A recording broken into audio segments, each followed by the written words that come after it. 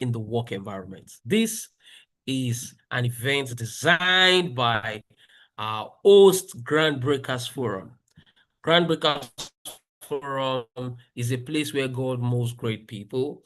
We have the vision to raise world-class leadership academy. And under the leadership academy, we now have something that speaks specifically to people in the career space, that speaks to people in the work environment. That's why the Officematics was bettered. So you to learn things. There are a lot of things that they are not going to teach in school. Trust me. There are a lot of things that so many of us learned through experience. And this evening, in a short while, Mr. Aribisala will be coming up. And trust me, he has a truckload of experience in communication. There is a way to greet. See, people say, oh, I greeted my boss. She did not reply. He did not reply. There is a way to communicate in the office. There is a way to write those emails. There is a way to CC, to BCC. There is a way to make that request. There is a way to present your job. A lot of people work, but because they don't know how to communicate, nobody is seeing the efficiency of their work. And that is why this event has been put together this evening. Trust me, guys, our minds is not going to remain the same. One of the key aim of Groundbreakers Forum or the Leadership Academy is to damage ignorance in our lives. And in a short while, ignorance will be damaged. I'm expectant, guys. I'm expectant. I have my notepad. I have my pen. I am ready to learn. Even if I know that I kind of talk, I communicate with people, but I'm expectant. My mind is open. Trust me, the speaker this evening is going to have to handle me because I'm going to be asking a lot of questions. I want to know why I've communicated in some particular way and I didn't get a particular result. But my mind is opened. I want to learn, and I believe every other person on this call wants to learn. So I welcome everybody on the call. I can't mention everybody's name, but I want to welcome everybody on the call. It's going to be a very interesting time this evening. I'm so excited about the topic today, and I want you to be open-minded. This is a place where when you are done, you become, if there's anything like Capone of communication in your office on Monday, not even on Monday, from this evening, the way you write your emails will be different. The way you follow, I don't just want to say it. I don't just want to say it. I'm highly expectant. So quickly, I'm going to be reading the speaker's citation. And trust me, guys, it is wonderful. It's a privilege that Mr. Jide is taking this session. Olajide Aribisala is a result-oriented executive coach, effective leadership consultant, and transformational trainer with over a decade of hands-on experience empowering individuals and organizations such as the military, financial institutions, corporate, and teams to unlock potential, optimize performance, accelerate growth, and deliver measurable outcomes. Renowned for his dynamic high-impact coaching style, rooted in strategic thinking, emotional intelligence, and practical execution, Olajide transfers knowledge and actionable insights through sound training and coaching program delivered via lectures, discussion, case studies, and real-life scenarios to enhance learning. His core competencies include executive and leadership coaching, performance optimization, organizational development, strategic communication, and public speaking, change management, critical thinking, and decision-making, emotional intelligence, as well as coaching for high-stakes environments. Over the years, Olajide has delivered astute coaching and consulting service to hundreds of high-profile clients across corporate, military, and development sectors. Translating to rapid career advancement, he has worked with many startups and established businesses, helping them achieve business growth. He has also facilitated over 200 leadership development programs, resulting in an average performance improvement of 20% within client organization, converting typical individuals to high achievers. Olajide is a critical thinker who loves to challenge status quo, confront traditional and provoke thoughts that lead to innovation. He's the founder and president of the Groundbreakers Forum, a leadership and youth development non-government, non-profit organization that inspires young people to do what has never been done before, for the benefit of humanity, and also an author of the life-changing book, Towards the Shores of Greatness, and holds with international professional certification. So please welcome to the stage this evening, Mr. Olajide Aribisala. A round of applause for him.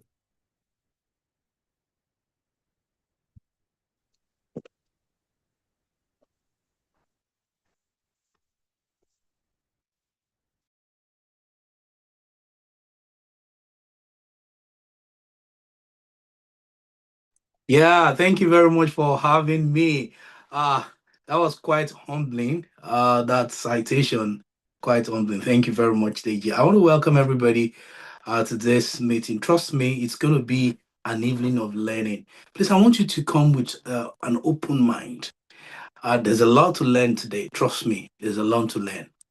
A young man went to martial art expert, and wanted to learn. And so the guy said, "Don't worry, come see me and tomorrow." So the student, very eager to learn, went to the master the next day, and then the master asked him to, when he's coming, he should bring um like a cup of water, a cup of water. So he took him to the ocean, and then he told him to take water from the ocean. So, and then while his cup was filled up, the master was trying to pour water into it. And I asked him, "What is happening? Why are you not taking water?" I said, "No, I can't. The cup is full." And I said, "Until you are empty, you can't get in." Yeah, I know you know something. I know you've learned. I know you are not a dunce. You're not a fool. But in life, there's always to learn from different perspectives. There are so many perspectives that we need to learn from. And that's why I want to encourage us to learn.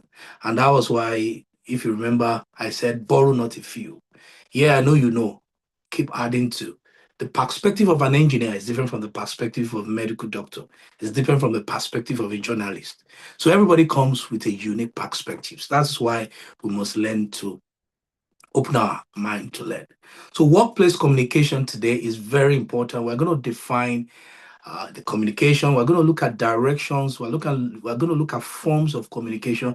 It's a very broad topic. We can't finish it, but I will try to look at the dimension, the angle I'm going to take today to add to your knowledge. If you're excited, let me know. Let me know. Give me thumbs up. Give me love. Share. Let me know you're ready for us today.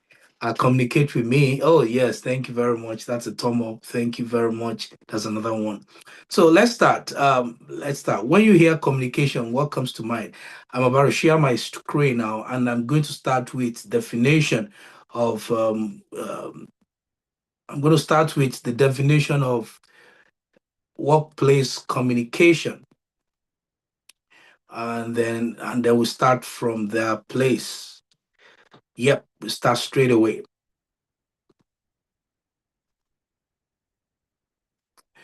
So we're looking at workplace communication. What workplace communication? I don't know if you can see my screen. Can you all see my screen? Yeah. So I'm going to define quickly. I'm going to define workplace communication. Workplace communication is the exchange of information. Please note that exchange of information, ideas, instructions, feedback between individuals and groups within a professional environment across all levels, direction, channels through which the exchange happens. I'm going to take that again, very important. It's the exchange of information, ideas, instructions, feedback between individuals and groups within a professional environment across all levels, directions, and channels through which the exchange happens. It encompasses everything said, written, and expressed in course of work, from morning briefing to an annual report. So it's everything that happened in the workplace has to do with communication. Now, let's look at direction first. We start with downward, from leadership to team. So leaders give instruction, they communicate the vision and the policy. Then we have from upward, from team to leadership. You give them feedback, you give them reports, and you also share your concern with people in authority. Then you have the literal, which is horizontal. It's between you and your colleagues, your peers. Department, collaboration, coordination. These are guys on the same level with you. So it also a matter how you communicate with them. Also external. So depending on the office you are, the department you work with. Sometimes if you're in certain department, you might need to communicate with external people. For example, if you are in corporate communication, if you're in marketing, and then sales, most times you have to communicate with clients, with partners, with stakeholders.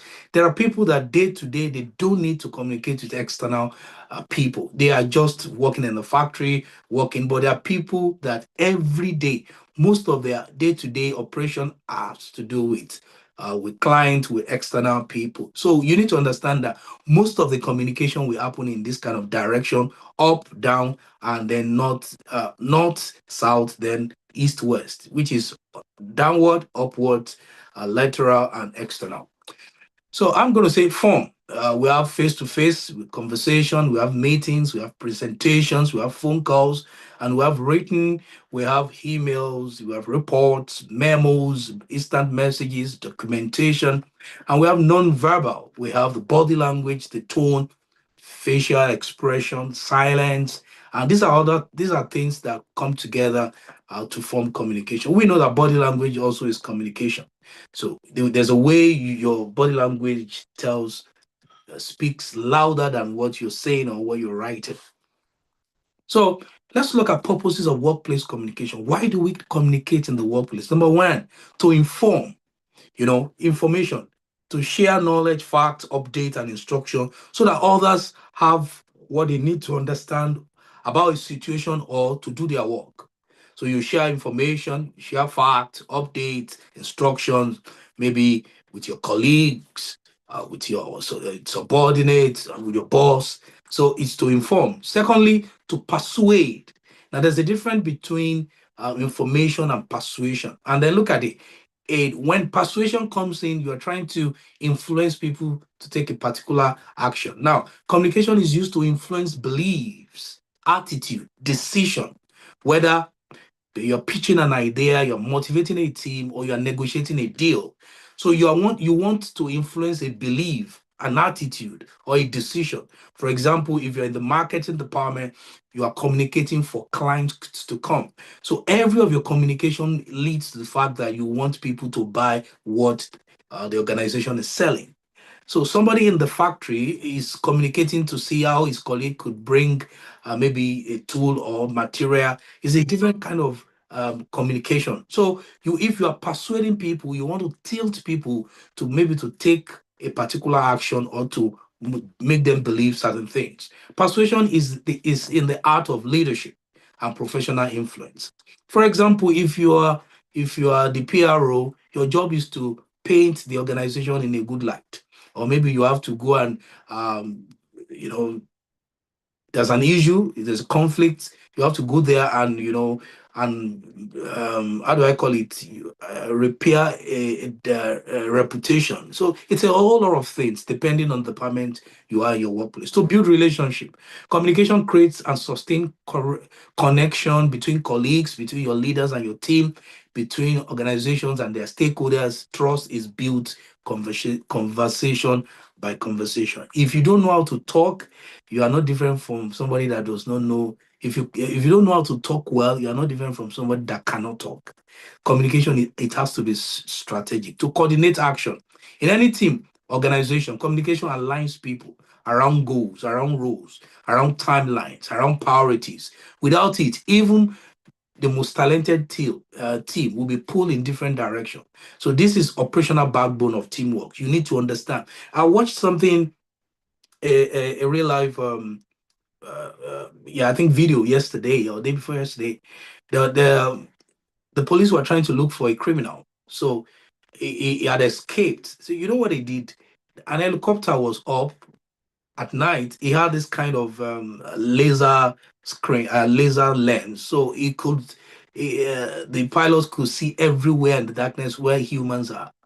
So the pilot saw where the criminal was hiding in the bush. The ground soldiers, the ground force could not see him, but the guy in the helicopter saw him, and he was communicating. Say, okay, move forward, move forward. He's very close. Move forward, turn to the right. With the coordination of what the helicopter guy was saying and the ground force, the criminal was arrested.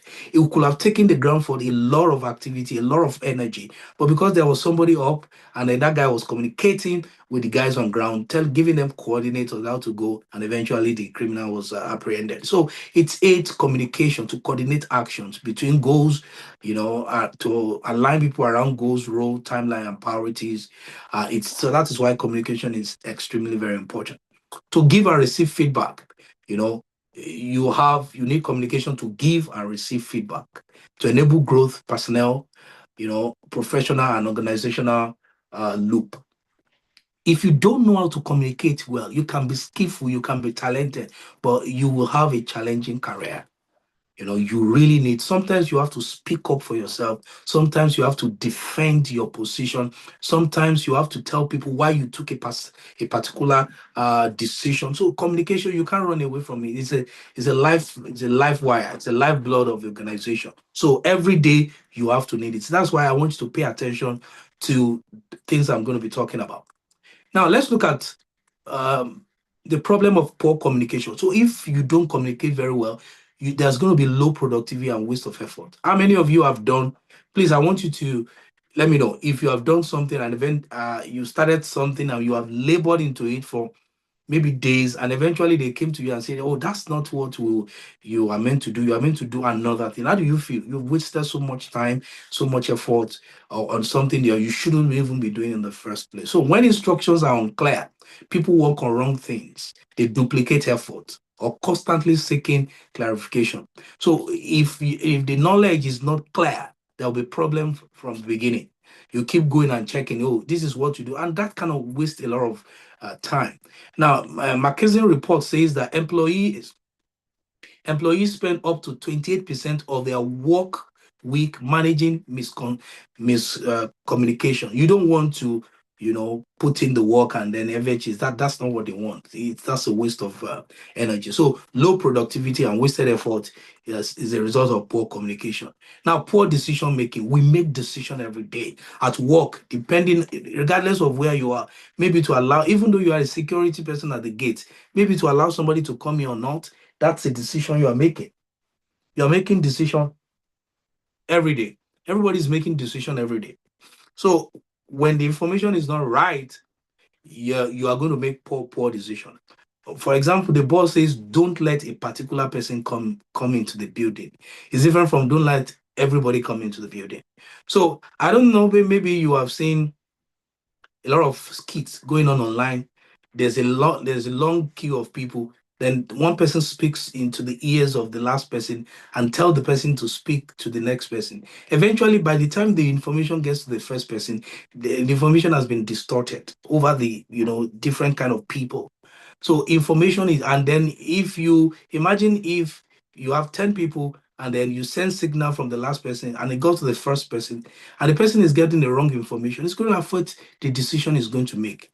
So information is extremely very important. Decisions are only as good as the information behind them. When communication is distorted across hierarchy, people make decisions based on incomplete and inaccurate pictures of reality. Very, very important. Now, if, for example, in the military, communication is very important. They call signal because, for example, there was a time some people were captured and they had to wait for the commander in chief to make a decision. Should we move or should we not move? Should we launch or should we not launch? So it's a whole lot of things around communication, depending on the area you work with. So if you're working in certain environment, in certain high risk environment, in certain sensitive organization, information is extremely important. You don't want to make mistake. If imagine you are pulling the trigger, at the wrong person, you've killed somebody already. Imagine if you're sending somebody to jail, the wrong information is right in front, you are jailing the wrong person, or you have executed the wrong person. How do you deal with that? So it's a lot of things. You don't want to make mistake, and then you want to get it right from the beginning. So the second is conflict and broken relationship. Number one reason of number one reason for conflict in the workplace is poor communication. People will misunderstand you. Misunderstanding, misread of tone, unspoken expectation breeds unnecessary conflict between colleagues, teams, and leaders. So you need to understand that when what you mean is not decoded by the other person, communication has not occurred. So the person might hear what you're saying, but do they really understand what you're saying? Are you guys on the same page? Very, very important. Because if you don't do that, the person will go with the wrong information or misunderstanding, and that is why issue starts in the workplace. Many workplace disagreements are not about the issue itself; they're about how something was said or never said at all. So you need to understand that how you speak affects relationship. Now we have low morals and disengagement. People feel people feel uninformed, unheard, or talk, or rather than talk. When people feed when you feel uh, people who feel uninformed, unheard, or talked at rather than talk with, they disengage. There's a difference with talking with people and talking at people. You need to understand sometimes people talk to, so a lot of people don't know, you talk to your colleagues sometimes rudely. And then if you don't know how to do it, it's going to, that same colleague might not give you the best support that you need, and you'll be wondering, why is this person not supporting me? Because you've not communicated the way you've communicated over a period of time or over a matter. So you really need to understand. For example, if you are leading a team, you're listening to me, you're leading a team, morale will drop if you don't communicate, if you don't inform people well, you don't listen to people, you talk at people. You understand? Yeah, you are the boss, sometimes they will listen to you, but there will be problem, that will undercurrent, and they might not give you the full, they will just do the minimum. They might not give you the full support you need when you need it. That is why it's important to let people speak, and then you listen to them, you don't talk at them. uh, you know Very, very important. Then damage trust and reputation, most especially if you're working with external people, clients. You need to be very important, you need to be very careful. Internally, poor communication erode trust. People don't believe you as as a leader of a team. When you say things, people don't believe you. And if people don't trust you, they won't fulfill their commitment to you. So externally, it damages an organization's credibility with the client, with the partner, and with the public. So it's very important, because if you say you don't care, for example, if you're in business and somebody comes and brings a complaint, how do you deal with that kind of complaint? In this part of depending on where you are in the part of the world, some people, if you buy something and really that thing is really bad, some people say, sorry, oh, it has left our shop. And you no, no, no, no, no, because when you lose a customer, you don't really lose one customer. You've lost a lot of people, because people will communicate. You understand? You don't want one person to you don't want one person to come and buy once. You want continuous patronage. So that's why you have to be very, very cautious when you are communicating as a business person. Even in the workplace, you don't want people to have a negative perception about you, because when people have negative perception about you, the day you will need them, they will not be there for you.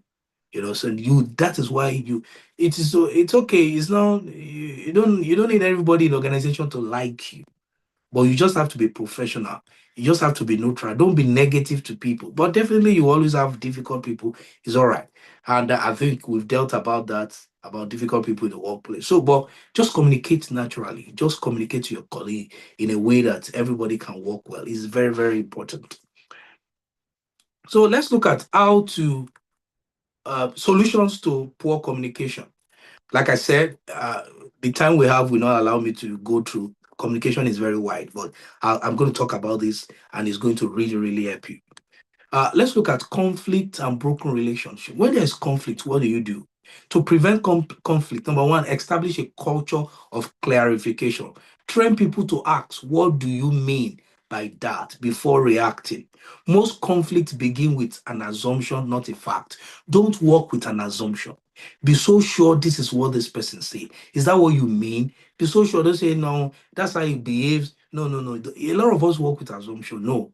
Try to reach the fact. Start with a fact. Make clarification a reflex, not an overthought. Always seek for clarification. Is this what you mean?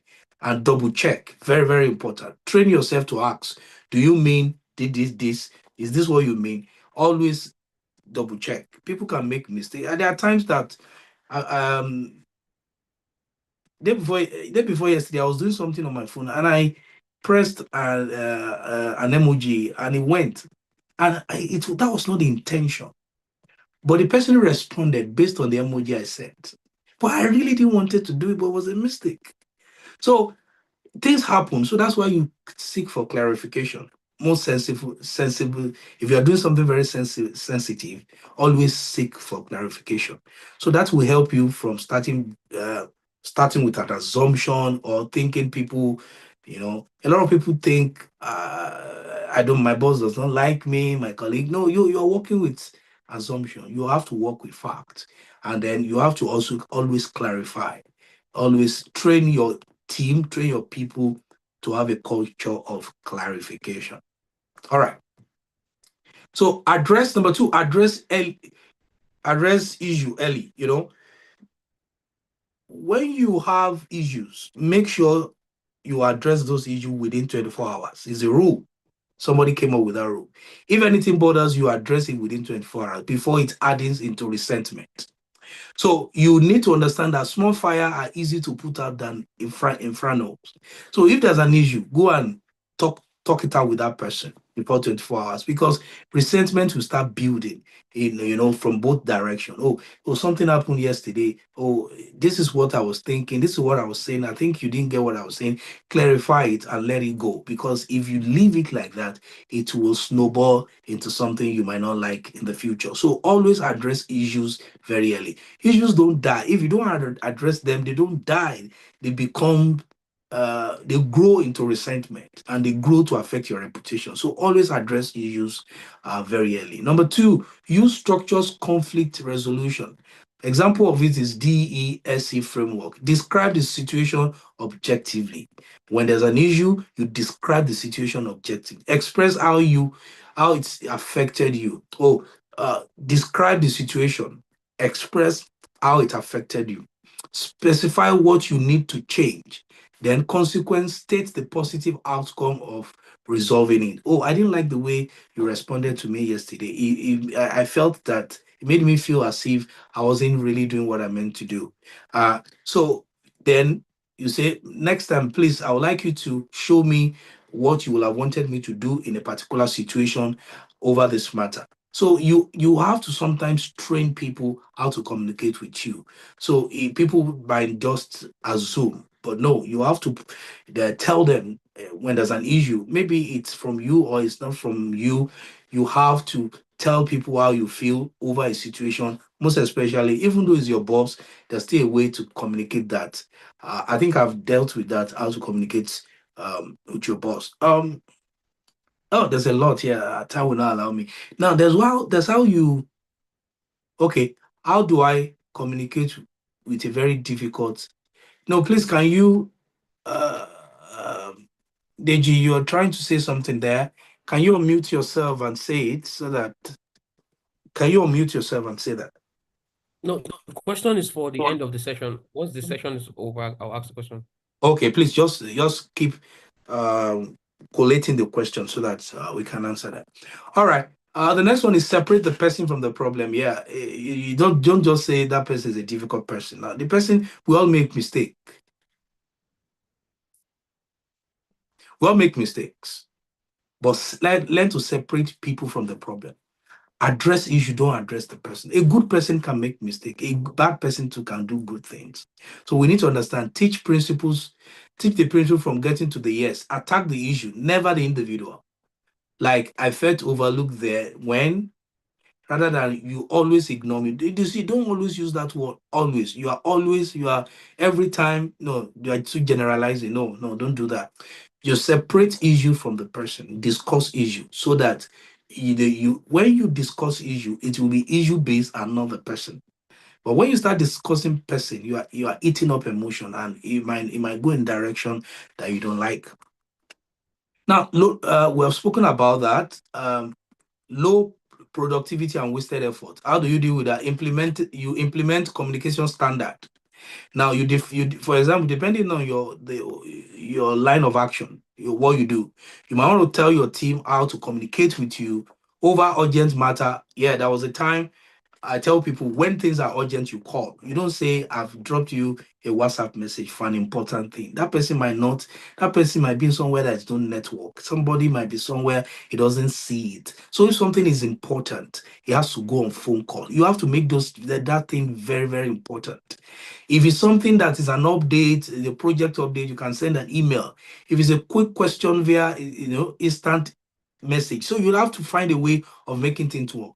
Don't say, I dropped you something on WhatsApp. He didn't say it. It was not his phone. But when phone is buzzing, somebody will have to pick it and say, at least look at it. Oh, somebody is calling. The boss is calling. Oh, my colleague is calling. They try to pick it. So sometimes when something is a matter of urgency, it's very urgent and important. You want to call and not just send a WhatsApp message or maybe an email. So depending on the kind of the nature of work you do, you just have to put standards to help people.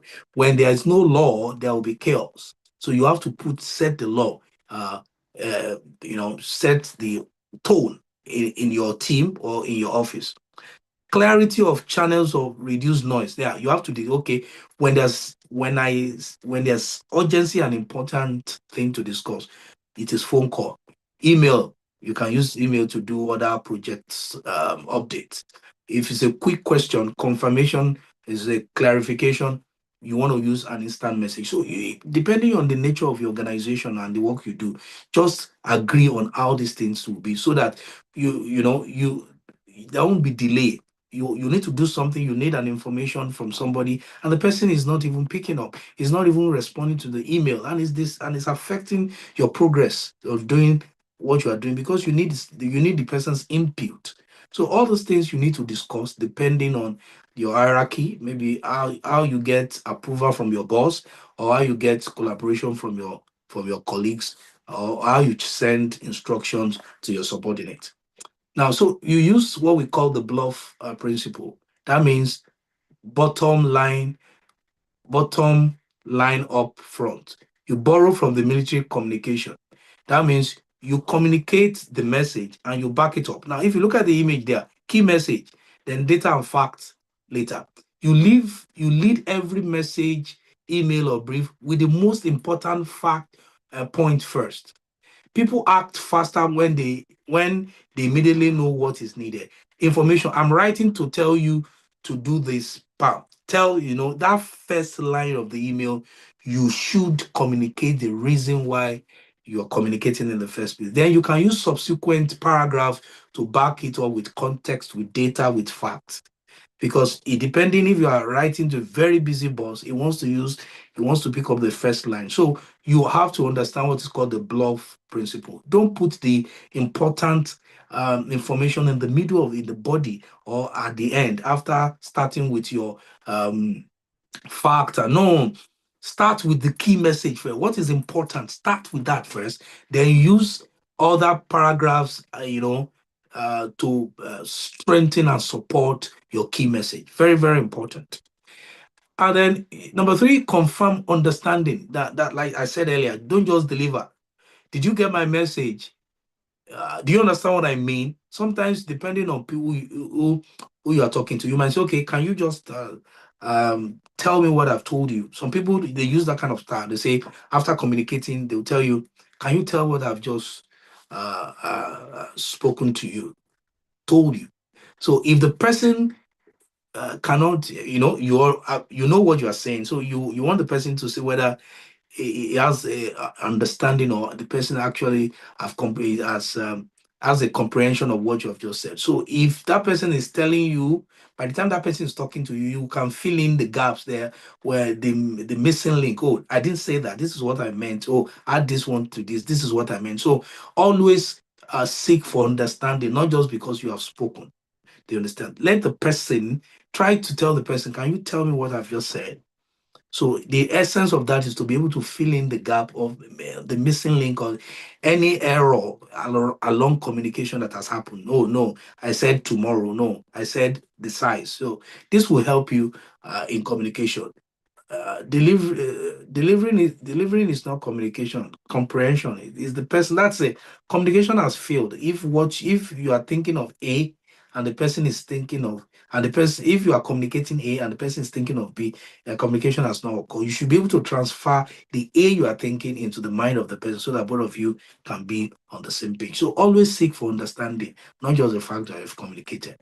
Number 4, run effective meetings. Depending on if you are a boss, if you are the team leader. So this one will determine whether, even though you are not the boss, you want to encourage effective team meeting. A lot of people don't like it, but it's very important. Some people do it on Monday, some people do it Friday.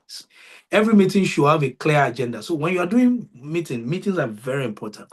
You should have a clear agenda for the meeting, a defined outcome, and end with documented action point. Those 3 things are very important in any meeting.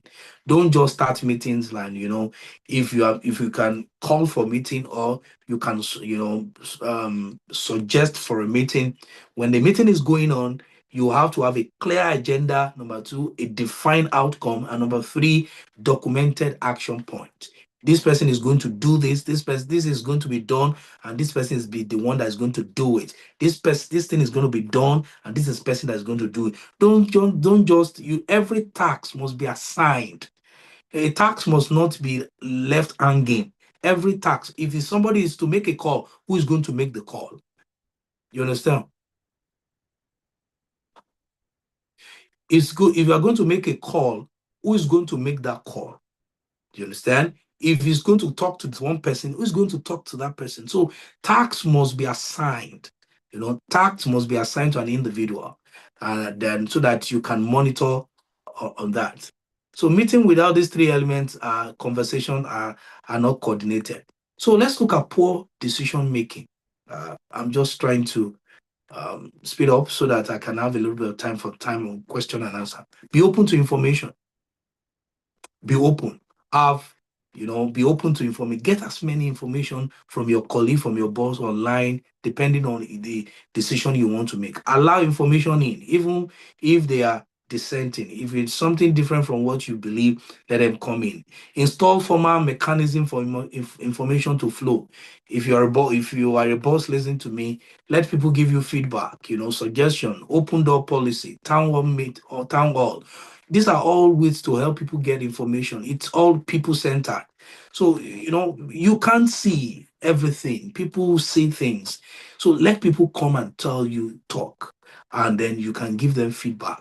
Okay, let them give you feedback on how they think. People, for example, people are working in the factory. You are not working in the factory.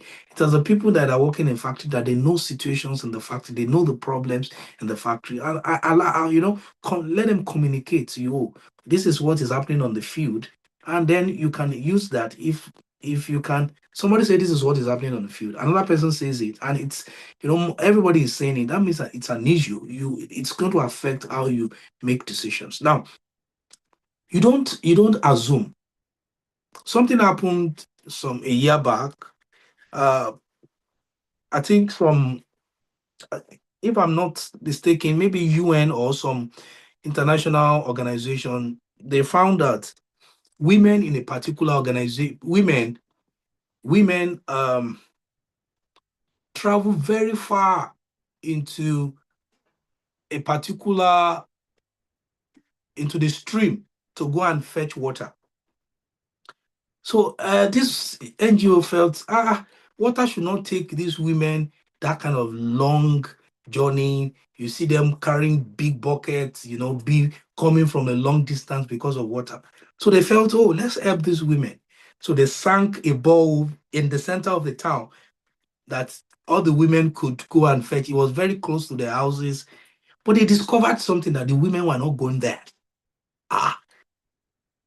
They were still going to that far stream to go and fetch water. But here is water very close to your home in the center of the city. But they weren't going there. It was later when they were doing their check, investigating, doing asking questions, they noticed that the women were not just only going to the stream to fetch water. That water fetching time is a time for them to gossip, is a time for them to move out of the house. So a lot of activity is going on different from water. Water is there, but water is not the only reason why they were doing that traveling. Because if you put that water there, it's a very short time for them to get water and come back. They will not be able to gossip. They will not be able to gist. They will not be able to get away from the house. Legitimate way of getting out of the house. So they left the ball. They left the borehole there. The water was there. They left it. They were not taking it, and they were still going to the very far place. So don't assume that you know the reason why people are doing things. Ask questions. You see, you'll be shocked the reason why people are doing things. So always ask. Don't just feel these people are suffering. If you try to help them, they will still not do it. They will still not go there because there's a reason why they are doing that thing they are doing. So always be open to information. And number two, practice what we call pre-mortem. What does this mean? It's a very good tool designed by a psychologist called Gary uh, Klein. He said, before a major decision, ask your team, imagine this has failed. What went wrong? They're trying to tell you that just for project into the future, and just imagine that this thing didn't go on well. What could have been the error? So this is a technique that helps to find blind spots, to check hidden risk and assumptions that that has not been really attacked. So you just, in case this thing didn't work, what could have been the issue? Oh, we didn't communicate well, so, or we didn't tell this person well, we forgot this. So it's kind of role playing into the future to help you in the area that you not have thought about. So the next one is you verify information before acting. Oh, this one is very important. Build a discipline of asking, what is this based on? Who else has seen this before major decisions? There are some decisions that are not reversible. There are some decisions that are reversible. So you need to understand that you want to verify, and sometimes, depending on the organization you don't want verbal instruction. If they give you verbal instruction, you want people to document it in an email so that it becomes a problem tomorrow. Then there's a mail trail to that. So sometimes try to, when you're verifying information, use email to verify information. So, quickly write an email. So when they respond to that, you are trying to keep yourself. Some people call it uh, defensive how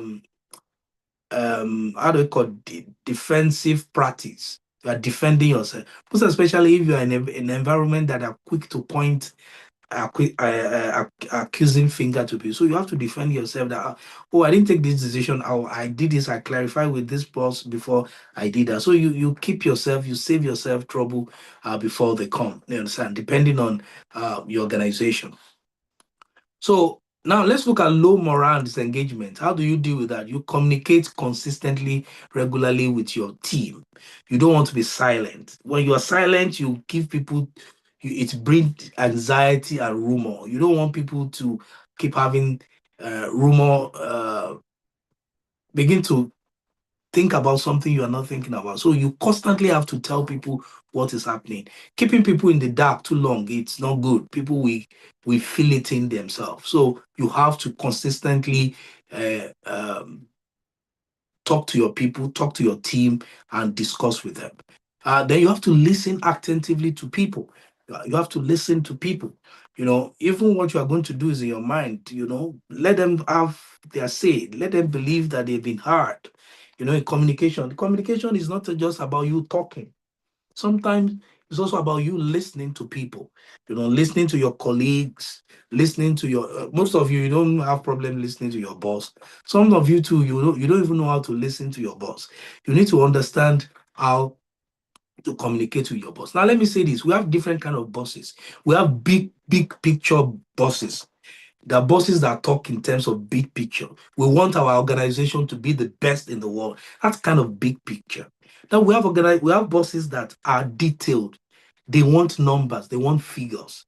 They want, 35% of this one, they want detail. They want details. So you know your boss. So if your boss is a big picture person, you communicate in that light. If your boss is a detailed person, when you're going there, you go with your details. So you need to understand your boss when you are communicating, so that if he's a detailed person, you give him a detailed information. If he's a big picture person, you align with that. It's going to help you that very well in communication. So you listen attentively to people, you know, just before you talk. And then you check their body language so that you understand what they are doing, because you work with people. So you recognize and affirm publicly. Let me say this. If you are a boss, if you castigate people publicly, it's not good. Try to praise publicly and condemn or chastise privately. Very important. When you, according to Harvard Business Review, recognition is one of the most powerful driver of human motivation. So you need to understand it could be a turmoil. Mention their name. Oh, Deji, that was a spot on. You did that yesterday. We noticed. Thank you very much. That was quite informative. In the meeting, maybe meeting of 50, when people do something, raise it publicly. It's not just all the time publicly you fire people, insult them. They are humans too. They have egos, they have emotion. You need to understand that. The fact that you are the boss, you are paying them, does not mean that you have to talk down on them like that all the time. Praise them lavishly, openly, and when you can call them and say, "Oh, Deji, Femi, you wait and see me. This thing is very bad.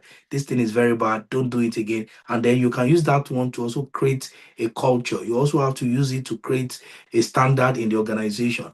So, but don't forget that humans are humans. They are not computers. They have emotion, and you have to learn how to deal with that. So involve people in decisions that affect them. Don't just say, "I know you will like it." Don't say you know you will like it. No, no. What if they don't like it? Everybody has their own rope. Even siblings, they don't eat the same food. So consult before changing. Consult your colleague. "Oh, I'm trying to do something. How do you feel? I want to check with you. I want to check with you. Maybe it's a good one. Or will you prefer Monday or Tuesday?" Just check with people, that if you're making decision that involves people, check with them, give them option. It's going to really help them. Don't just box them to the corner. Don't think for them. Don't think because you like it, that other person is going to like it. No, it doesn't work that way. Just allow them to also have a say in anything that has to do with them. So, damage reputation and trust. You communicate with transparency. Honesty is very important. In anything you do, if people know that you are honest, they won't deal with you. So communicate with transparency, and then follow through on your commitment. When you say you are going to do something, follow through on your commitment. It's very important in the workplace around communication. When you say you are going to do something, do it. If you say if you're not so sure, say, "I will see what I can do. I will see what I can do." You're not giving all your word, and, "Oh, I'm going to do it." Some people are quick to do that. "I'm going to do it," and they will not do it. But be quick. If it's something, say, "Please, let me get back to you on this. Over this, let me get back to you," rather than giving the person a 100% your word at the beginning, and then eventually you don't want to do that. It's going to affect your reputation. And when your reputation is affected, there's nothing you are communicating that will matter. Now, manage external communication proactively. If you are dealing with clients, with people outside, you must learn how to manage reputation. And that is even each slide we are seeing is even a curriculum on its own. But I just have, because of our time, we have 1 hour, less than 1 hour to do this. It's just out for us to understand how this thing works. I want to encourage you to read more on communication, how to communicate in the workplace. And then 1 hour cannot do justice to I just have to shrink all the content into this form. So we're not out in our last meeting. If the first office marketing we did, I dealt with, maybe you have to go on to that on YouTube and look at it, how to deal with difficult bosses, how to communicate, the body language, things you shouldn't say, diplomacy. I think I've said those ones. I've done that one. You can go to the video and look at that. So I don't want to go back to that. So you need to understand that words, body language takes more percent of communication than even writing. How do you infuse your body language into email? For example, when you're communicating with people, there are different kind of communicate people types of communication. There are people that like face-to-face communication, and there are people that like email communication. So the advantage of face-to-face is that you can see somebody's body language, and then you can know whether what you are saying is not sitting down too well with it. I know people that they don't do marketing communication online or through email. They have to see that person face to face so that they can get the objection, the body language, to be able to know um, the what those people are not saying, so that they can be able to deal with those kind of issues immediately. So depending on where you work, if you pay attention to all those things I've spoken about, you will have a good communication loop with your colleagues and your boss. Apologize effectively when things go when things go wrong. Say that you are sorry. I want to encourage you, don't try as much as possible to not make mistakes. Try as much as possible. Be diligent enough, but we are still humans. Mistake comes in. Or you don't want to be a worker that's always apologizing. Monday you are sorry, Tuesday you are sorry, Wednesday you are sorry. You are always doing no. That's not good for your brand. That's not good for your reputation. But once in a while, maybe a mistake. You're a medical doctor. You don't want to make mistake and kill a patient. It's a whole lot of things. So, but when things happen that things go wrong, apologize. Don't just cover it up. You see, if you walk around all those things I've talked about, you will have a good communication loop in the workplace. This is not quite exhaustive. Like I told you, communication is wide, it's big. So I encourage you to read about it. But before I go, I'm going to just discuss some few things. Just let me do a summary of what I've just said. Communication to inform. Now, you want to ask yourself, is this what I'm saying? Is it to inform? You want to ask yourself, is it to persuade? You want to ask yourself, is it to build relationship? You want to accept yourself, is it to coordinate action?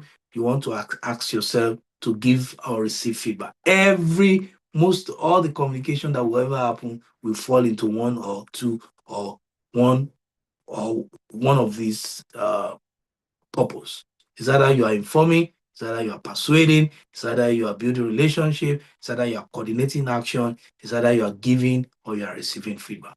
Ladies and gentlemen, this is where we're going to stop. I want us to take time to ask questions so that I can um, um, respond to questions. So, for example, if you are informing, make sure your facts is right. Your updates, your instructions are very on point. If you are telling people, be sure of your facts, be sure of your updates. If you are informing people, then to persuade, that one is another thing. I wish I had time to talk about how to persuade.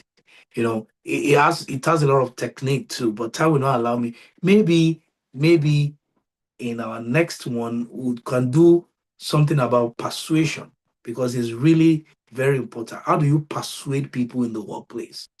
That's a whole curriculum on its own. Maybe we could do um, part two to this, and let's look at persuasion. Now, when you look at persuasion, you're looking at maybe the EPIC framework. You are looking at empathy, you are looking at purpose, it's a whole lot. How about the pyramid? How do you arrange your supporting evidence? How do you arrange your facts? How do you use statistics to drive persuasion? It's a whole lot of things. Maybe as I'm thinking now, maybe we'll look at it the other time. How do you communicate? I think I taught in the last one, in the first office market. How do you communicate? I think I said that. How do you communicate value in the workplace? Don't say I'm working hard. That's rubbish. You should be able to say, okay, based on what I do, we have increased, we have reduced cost by, we have increased productivity by, we have reduced lag time by. put figures to things. Before I came, getting raw material takes 2 weeks. After my engagement, I've been able to bring receiving of raw material from 2 weeks to 3 days. That is value from 2 weeks to 3 days. Yes.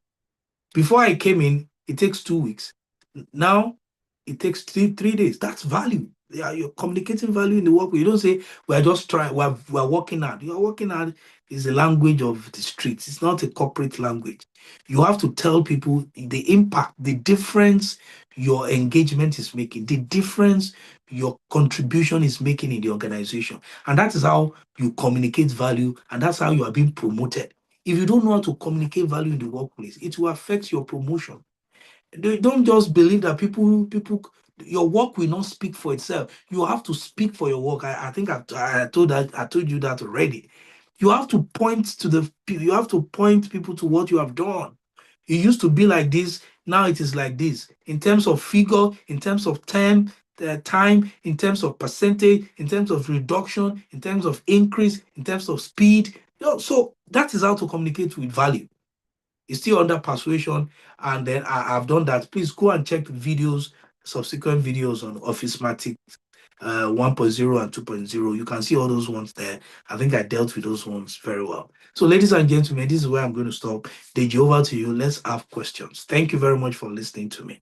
Please don't go home with your doubts. Ask your question. Thank you very much. All right, thank you so much, Mr. Jide. A round of applause for Mr. Jide. Thank you for that delivery. It's mind blowing because I've jotted some things I've not even heard before. All right, so we're going to just dive into the questions.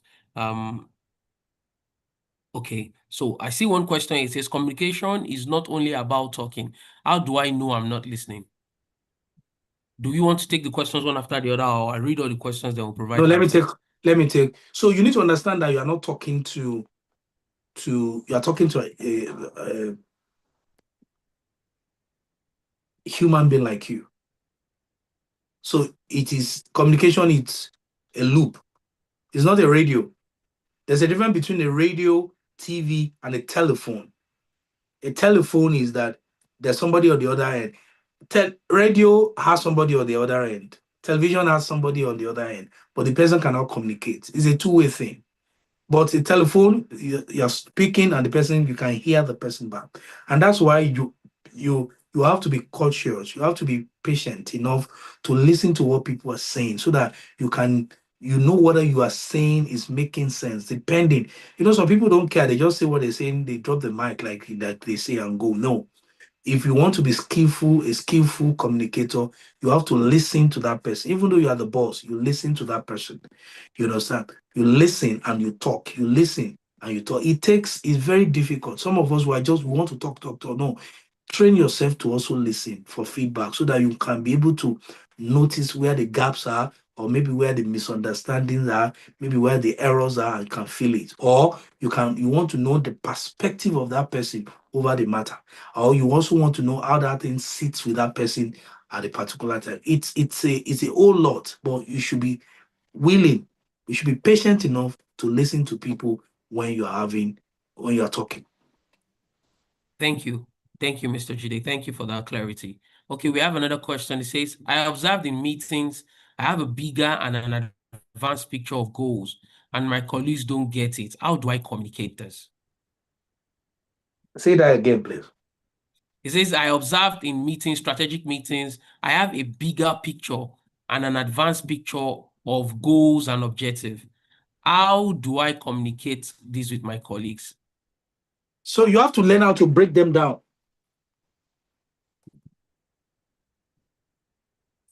Are you with me? Yes, so please. One of the job of a leader is transfer of vision. You must learn how to transfer vision. You must learn how to communicate your vision to people. That is something about leadership. That's something about a leader, and that's something about leadership. What is in your head? If other people don't get it, you are still failing in communication. You must learn how to make people see what you are seeing. It depends on you. Maybe you want to use words.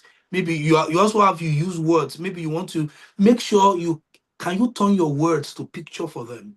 If they are not getting it, you must make them get it.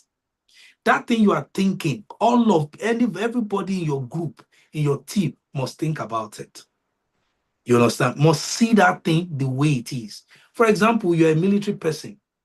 If you're a military person, you want to say we are going on a mission. You want to communicate to them that there is no two way about it. We have to win. So there's a way you communicate to people that what is in your head, you must transfer it to other people. And there are a lot of tools that can help you with that, like engaging them. What do you think? Asking them. Don't just talk. What do you think? You want to see their perspective. By the time you listen to them, like I said, you'll be able to see their perspective. And then maybe you have to come down to their level. Do you understand? If somebody have said, he said, if you can't teach it to a 10-year-old, you don't know it enough. And that is true. Or you cannot even teach it to a 6-year-old. You must be able to, anything you know, you must be able to teach it to a 6-year-old to understand it. And that is when you have a grasp of that thing. So if you are communicating your vision, you have to learn how to communicate it to people. And it is by listening to them, knowing their context, knowing their perspective. That's how you'll be able to align it and adapt it into what they will believe. A child of 10 years is a human being. You have to communicate it to a child of 10 years. Don't go, don't go into this place. You have to communicate to a child of 10, a child of 5, a child of 15, a child of 20. It's still the same thing, but different communication style. But your job is to make pictures. The picture in your head, there's a way you have to transfer it to those your team members. And by doing that is paying attention, staying with them, knowing their context so that you can communicate it to them. All right, thank you. That's very spot on. Yeah. Thank you, Mr. Jide. I'm going to take two questions together because I kind of feel like they're asking almost the same thing. The first one says, how do I take a stand via email now that everybody knows I'm excellent on face-to-face communication? More like, how do I fight back via emails? That's the first question. The second one is, how do I communicate my intentions with a boss who is always shouting at every given time? Over to you, sir. Yeah, I think I will start with the shouting one. If he's a shouting type and he's a boss, you know what he wants and give it to him. Just understand people. Like I told you, if your boss is a big picture person, this talk in big pictures. If your boss is a detailed person, talk in detail manner. If your boss like figures, statistics, give your boss those things. That's how to communicate. If you a big picture person don't really like details, a detailed person too is pissed off by big picture. What is give me figures? So you need to understand that you need to understand who is your boss, what does he like, how does he like being communicated. So it's very easy to know how people communicate. How it's very easy to know how you will communicate with people. Just how do they communicate with you? It is the way they communicate, that is the way they love being communicated to. If you see a big picture person, he's always talking in terms of big picture. By 1502, by 2035, we should be everywhere in Africa. That's a big picture person. It maybe has not even still worked on the nitty-gritty. So, if you're communicating with that kind of boss, sir, we need to understand that based on the fact that by 2030, we want to be the biggest brand in Africa. And that is why you see that big picture, you should be finding a way to infuse it into communication. Anytime you're communicating with him, so you are on the same ground, on the same plane. So if he's a detailed person, you also have to learn how to communicate details when you're talking. So put your communication in detailed form. Maybe you can put it in a pictorial form, in pie chart, in those kind of things. If you communicate in that manner, the shouting will reduce. The reason why people shout is you don't give them what they want. And then so it's not everybody that shouts. Other people will just tell you, go and go and represent. Some other people shout to you. Just study your boss like a note and give them what they want. And it makes life very easy for you. That's one. Please, can you remind me the second one? All right, I'll take the second one. It says, how do I take a stand via email now that everybody knows I'm excellent on face-to-face communication? How do you mean? How do you take a stand? I So still don't good. So it's more like how do I defend myself via emails? Everybody now wants to send me a mail. Now they know that I'm excellent in face-to-face communication. Yeah, yeah, that face to face could be your strength, but sometimes you have to send emails. So you have to learn it.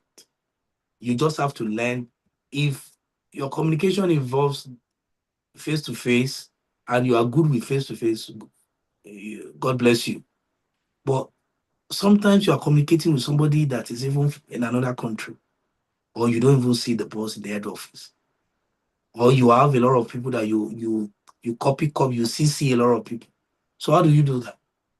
So you also have to learn. Sometimes it might take you a long time, but you also have to learn the email to how to send emails. Or you can have a draft. Thank God you have a lot of application today. You can do a lot of drafts and put it in cloud and Clade. I mean, is it Clade? Yeah. Cloud or Claude. Cloud, okay. Or Chat GPT. You let them help you refine it, and then you just have to learn it. You just have to learn it because you can't travel to Lagos and go and talk to your boss in head office because you like face-to-face communication and come back in the evening. No, you don't have all those ones. If you have the opportunity for face-to-face, good and perfect. But if it is email, yeah, you have to send, you just have to do the needful and find a way of communicating your thoughts in that manner.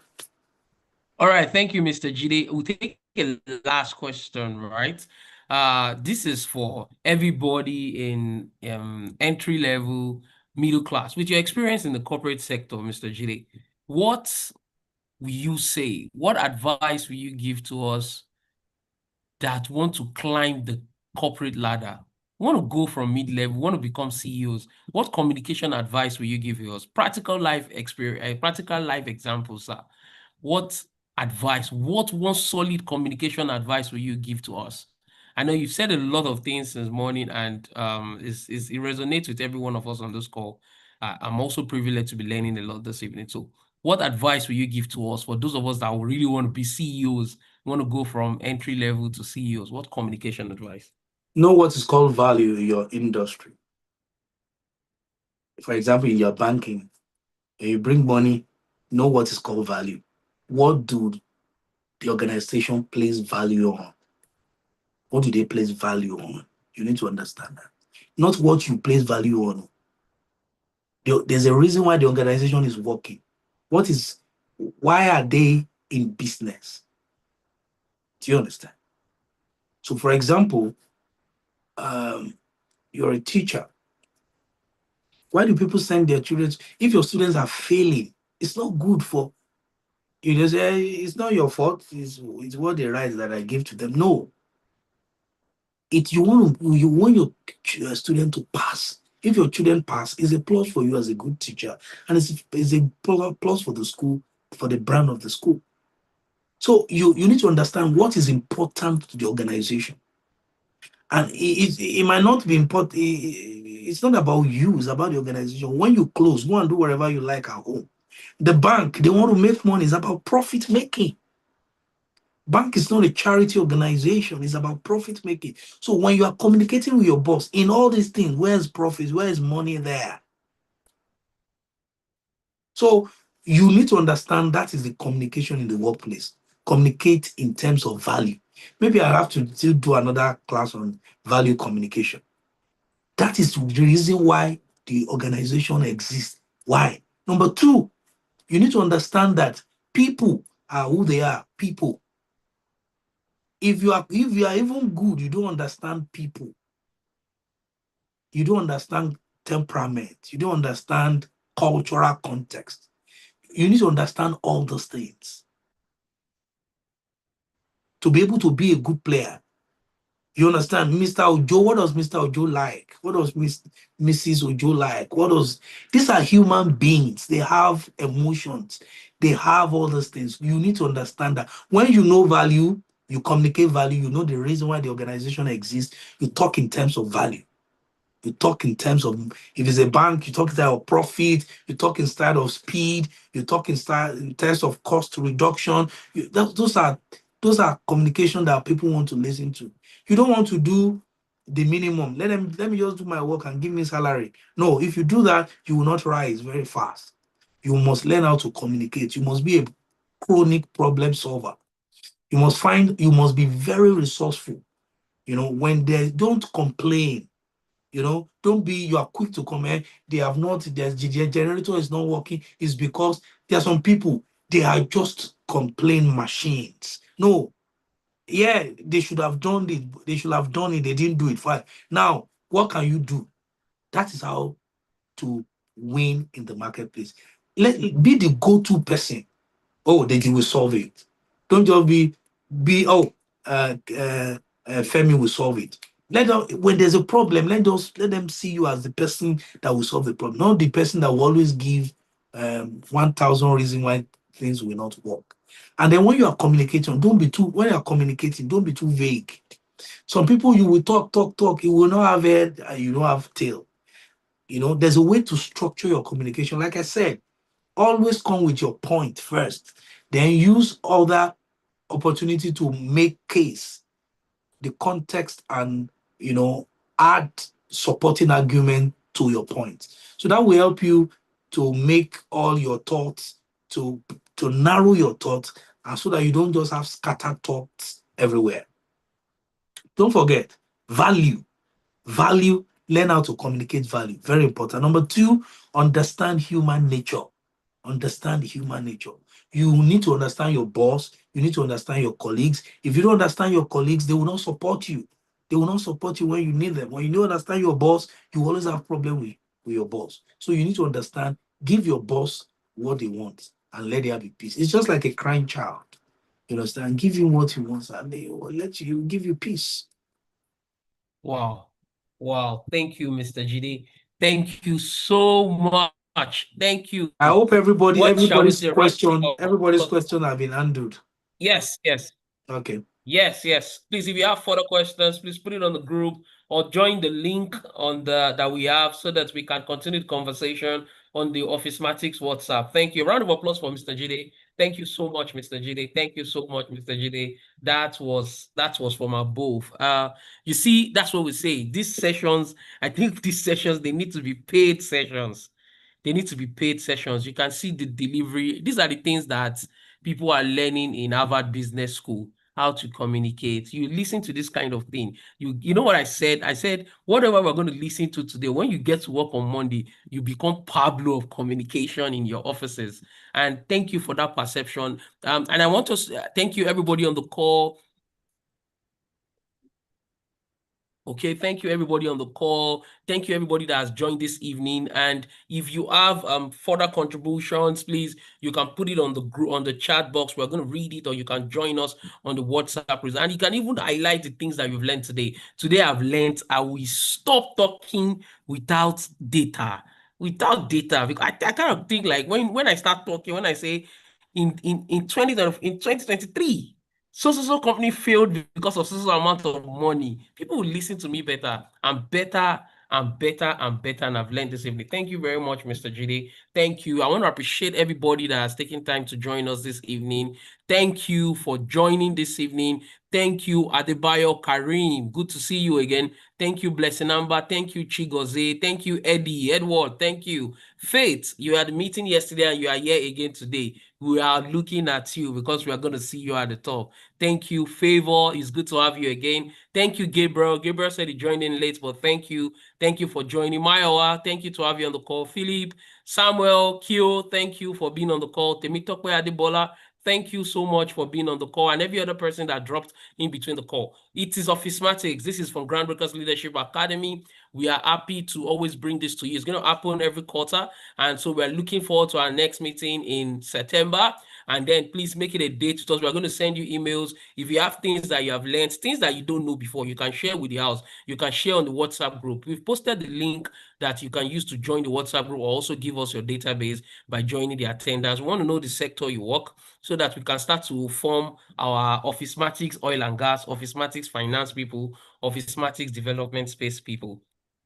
Thank you, everybody. Thank you so much for joining the call this evening. Deji, before you go, please, if you have any area that you want us to deal with, just communicate with us. If there's any area in your workplace that you want us to, to deal with and look at in depth, it could be how to, it could be how to deal with. We've talked about it a lot of time. How to deal with difficult bosses, how to deal with bullies. Just let us know an area you want us to look at, and definitely we're going to look at that area. Thank you so much. Thank you so much, Mr. Jide. It's been a wonderful session. Thank you. I'm sorry that we took so much time. It's supposed to be a 1 hour session. And you know that these things, we can't finish it in 1 hour. But this night, I'm so excited. I've learned a lot.